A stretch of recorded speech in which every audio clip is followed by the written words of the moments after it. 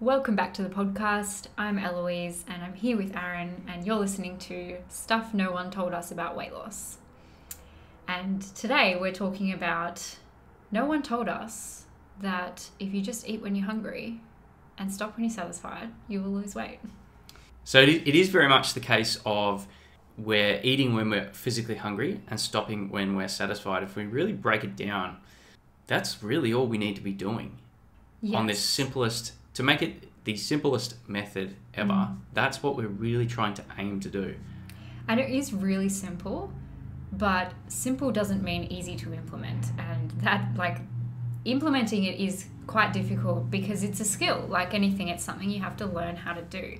And after so many years of diets and counting food and eating specific foods, eating at certain times, we've basically been conditioned to not listen to our bodies. And so we're coming in and going, hey, listen to your body. And it's like, well, I can't even hear anything. Yeah. You've got to relearn how to listen. And then once you're listening, you've then got to actually be able to act according to what you hear. Yeah. So there's multiple things that come into play here. And it's why when a lot of people hear, well, eat when you're hungry and stop when you're satisfied, they go, well, how? That's right. That's right. Because, and to your point where you said, when we do a lot of different diets and stuff like that, we're using all these other means and we're really conditioned to not listen to our bodies. And I think a lot of people fall into that trap where, if they don't have, here's a meal plan or here's some calories to hit, they don't know what they're doing because they're also taught throughout these other means to not really trust themselves. 100%. And that's moving in the opposite direction to where we actually want to go. Yeah. And not to mention the fact that so many people put such an emphasis on the specific foods that they're eating. Yeah. And this is an interesting one because we put a quiz up on our Instagram stories the other day. And the two most popular responses, so the question was, what's the most important eating habit to lose weight? And there were quite a few people who selected eating when physically hungry. Shout out to our people who obviously follow us. But there were quite a few people who answered the quiz that the most important eating habit was eating healthy foods. And so that just highlights to me that a lot of people still believe that healthy foods are the answer to weight loss, which is just not true at all, because a lot of people out there are overeating healthy foods, and they're eating healthy foods when they're not hungry, and they're not losing weight because of that. That's right. They're still overeating. That's right. And this is the problem, because it's when you deem foods either healthy or unhealthy, you by default label them as good, bad. And that's the sort of thinking everyone falls into, and they get so hung up worrying about different foods. Is an apple classified as a food I can eat? Or what about green apples? Can I eat a banana? Yeah, that's right. And it really just, it moves us way, way, way, way further away from what's actually important. Yeah. They're just questions that don't matter. Yeah, which again, at the end of the day, it's, are you physically hungry? Is your body actually saying to you, I need some energy? Yeah. Versus, is it we're just, getting a craving or something like that? And are we stopping at the point where we're actually satisfied? Because that's a key point as well. And a lot of people really struggle to do that because of multiple different reasons. We might have been brought up one way as a kid where, you have to finish everything on your plate. Otherwise, it's a waste of food. These things start to form beliefs. Yeah. I mean, the other one is that, when you're eating food and it tastes really good, you just want to keep eating. And we sort of sometimes think, oh, well, we deserve to eat this food because it tastes good. But really, that's just a mindset shift that we need to make around food, and the fact that, if we have satisfaction and enjoyment in other areas of our life, we can learn to leave some food behind even when it does taste really good, because our goals are worth more than eating those last few bites. And it's not an easy process. It's difficult. And the stopping when satisfied, that is the hardest part of all of this. And it's the thing that most people need to spend a lot of time working on, because it is really difficult. First, you've got to learn, well, what is the point of satisfied? And then second, you've got to actually get yourself to stop eating when you want to keep eating. Yeah. And so it is a process. And I think a lot of it does come down to as we said earlier, we've spent so much time being conditioned to do things one way. And one of those big things is food is often used as a reward or as a punishment. So, I know for a fact when I was a kid, if we did something naughty, we were sort of told, hey, you're not going to have dinner tonight. And it was sort of like, you feel an emotion in response to that. Or, if something goes really well, like what do? You take your kids and you have ice cream or something like that. You take them out for a dessert. It's seen as like a pleasurable thing. It's a reward. And that sort of starts to create an emotional tie to the very food that we're eating. So when, as I always said, we get to that point where, we might be starting to feel satisfied, we mentally check in and we go, well, we could really stop here. We've got that strong emotional pull that's already happening as we're eating the food, and it's sort of, almost compelling us to overeat. We're going past that line in the sand of like, this is beyond what you need. And a lot of it is because it feels like punishment. It feels like we're depriving ourselves of that food. But that's not actually because we're not eating those few bites. It's because of the thoughts that we're having about the food. We're associating the food with reward and punishment instead of it's just food. Yeah. It shouldn't really have much emotional tie. And one thing I also want to note is like celebrating with food is not an inherently bad thing. No. Right? You can still celebrate with food and enjoy food with friends and family and really enjoy food in and of itself. Like there's nothing wrong with that. It's not an all or nothing type of thing, but it's one of those things where if you rely on the food and if you do feel strong emotions to taking food away from yourself, that's a sign that we've got to work on something. Yeah. That's a sign that you're over relying on food to give you those pleasurable emotions instead of getting that from your life. And that's a big reason why we struggle a lot with weight, because we have such an emotional connection to food. Yeah. And it's not about taking the emotional connection away completely, but it's just about toning it down a little bit so that, you can eat less and still be fully satisfied with what you're eating. Yeah, I think at that point it's what Eloise is, what we're sort of getting at is, once, as she said, where you feel that really, really strong emotional pull to keep eating, it's almost like the food has control over you. Yes. And then a lot of people say like, I just can't stop it satisfied because it just tastes so good. Yeah. And it's like, well, that's clear that the emotions have a stronger pull on you at the moment. You're not really in control. Like you're just letting things happen. We're in a reactive state. So that's something that we want to try and work against. So we have a bit of control, not to say that, we shouldn't enjoy the food that we eat or use it for celebration, but you want to obviously do it in a way that's not then later making... It's also not an automatic thing, right? It's intentional. Yeah. You can sit down and intentionally choose to enjoy and celebrate and be with your friends and family while eating, versus it being an automatic thing where, I'm at a celebration, I just eat because it's there, not because I'm actually enjoying the food, or not to mention enjoying the company instead of focusing so much on the food. So you've got to think about, there are so many aspects at play here. So one of the really interesting things that I've found in experimenting with this, after years of dieting myself, I had to actually start from the beginning and relearn how to listen to my body. And I'm not a master at it. It's something that I still work on every single day, especially stopping when satisfied. However, on the point of eating when you're hungry, one of the crazy things that I realized is holy crap, I don't need to eat as much food as I thought I did. Because I think there's a thing that's sort of like a concept, I guess, that's surrounding the weight loss industry or the fitness and diet industry is don't eat too little. Make sure you're eating enough. And yes, 100% make sure you're eating enough to fuel your body.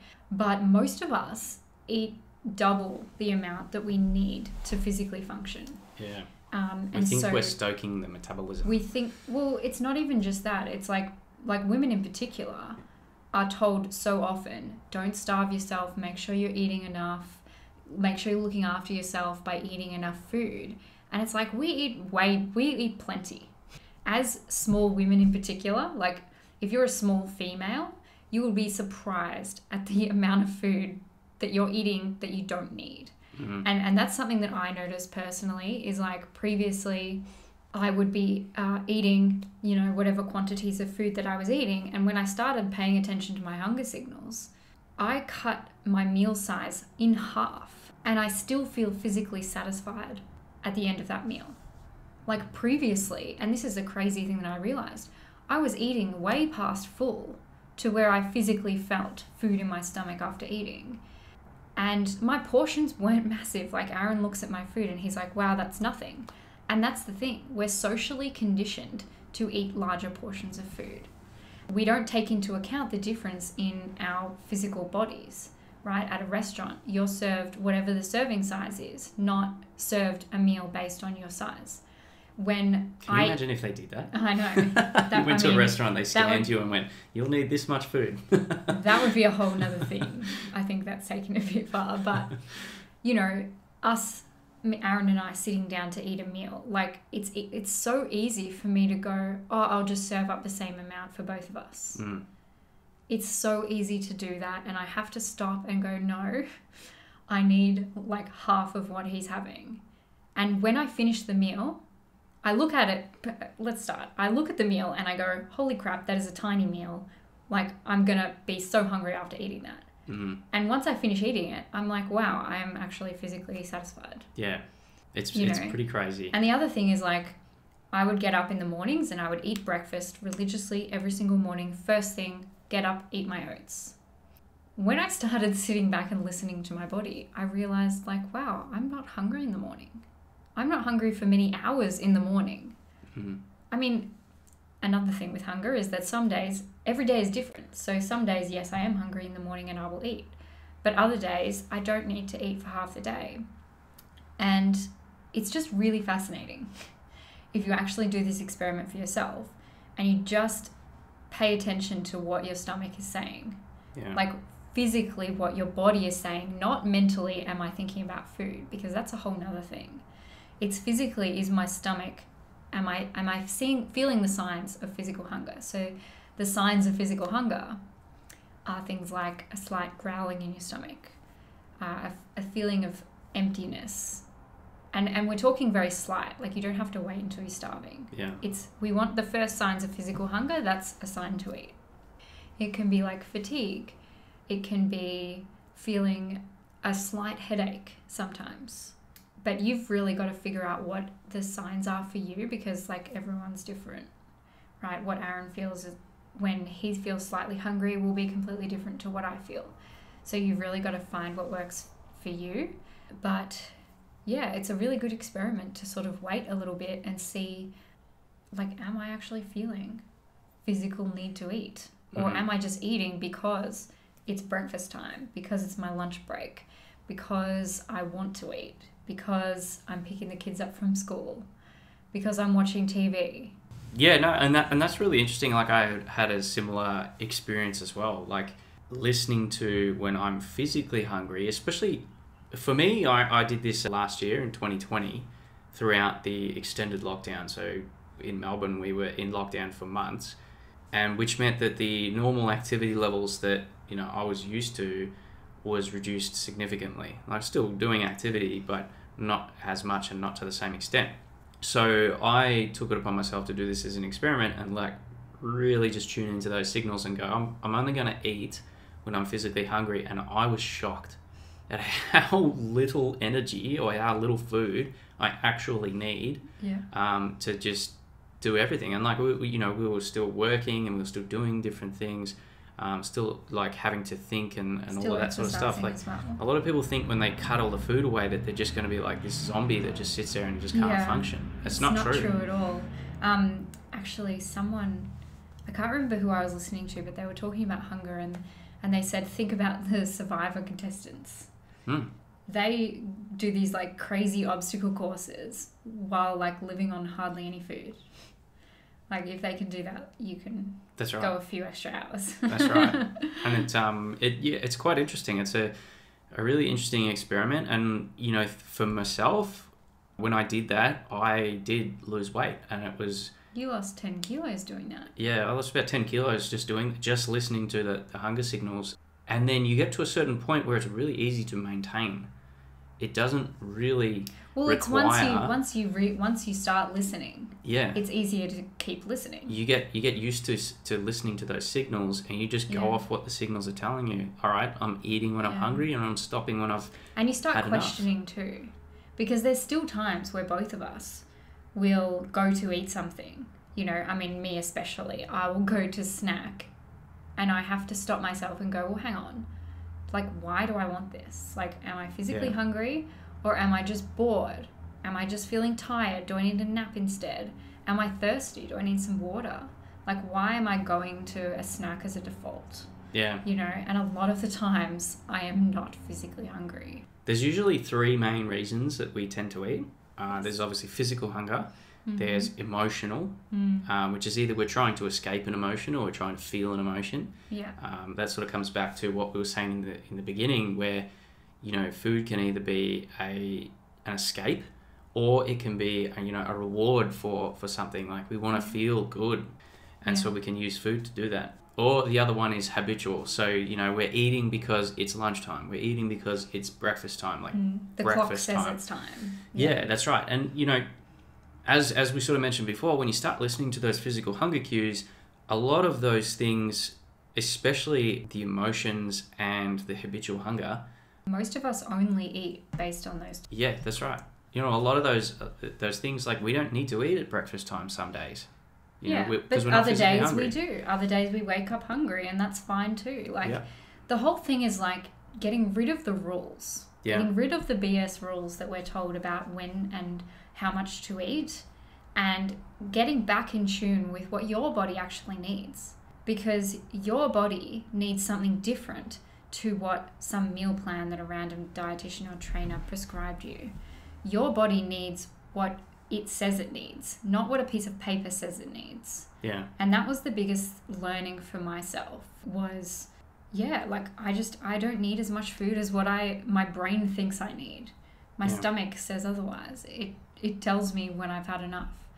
And like I said before, many times I don't listen. Yeah. And that is a big thing that I'm personally working on myself, and it's obviously something that we work on with clients too, because it's massive in weight loss. Like, if you have extra weight, there are times when you're either eating when you're not hungry, or you're eating past the point of satisfied. And let's just talk about what is satisfied. Yeah, so satisfied to me, because everyone's a little bit different with this, you know, it's much the same as the physical hunger cues. They're going to feel different person to person. Yeah. But generally, satisfied is when you feel like you've had just enough. So that innate feeling of physical hunger has disappeared.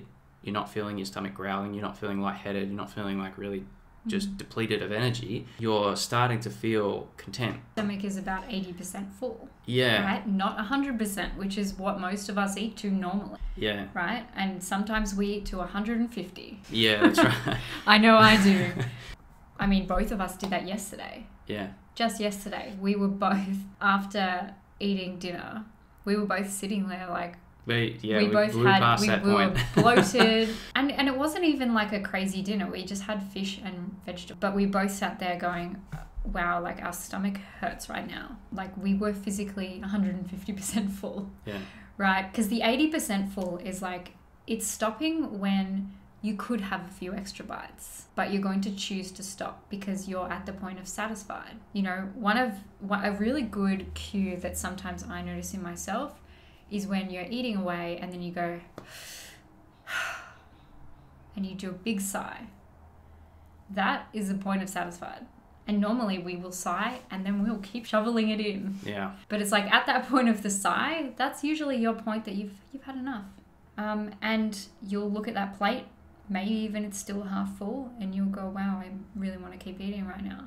Yeah. And you have to question yourself, well, why do I want to keep eating? Like, is my stomach telling me that I need more food, or is my brain telling me, wow, that food looks mighty tasty? Or like, oh, you know, you really shouldn't throw that away, that's pretty wasteful. You know, and all these little things that our mind tells us, they're the things that are holding us back from seeing the results that we want. We just want to get aware and start checking ourselves when we do have those thoughts, especially I know for me, that was a big one. you know, the wasteful food. And I mean, even this morning, I ate half a banana and I said, wow, I'm satisfied right now with half a banana. I said to Aaron, do you want to have the rest of the banana? And he started grilling me about how I should finish the banana because how wasteful is that? It's so on point. That's right. And these beliefs are so ingrained into us because it's been taught for so long. Like when we're younger, we don't understand what these are going to do. But now we a lot of our parents didn't understand. No, that's right. Because they were only taught just the same teaching thing us from their parents. Exactly, and they're teaching us the best thing that they knew how at the time.